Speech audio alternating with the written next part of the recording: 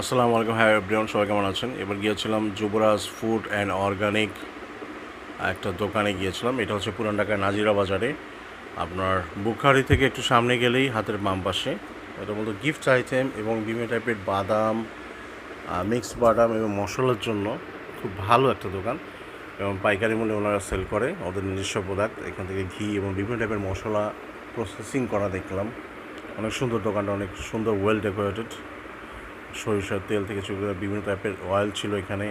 বাচ্চাদের জন্য বিভিন্ন টাইপের ক্যান্ডিজ ছিল, ইম্পোর্টেড মাল ছিল, চাইনিজ প্লাস আদার কান্ট্রিজ থেকে যেসব পাইকারি ওনারা সেল করে নাজিরা বাজারে।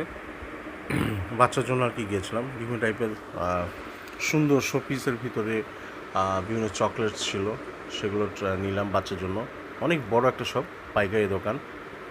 যুবরাজ ভাই ছিল, খুব অমায়িক লোক। সবাই ট্রাই করে দেখতে পারেন। By everyone.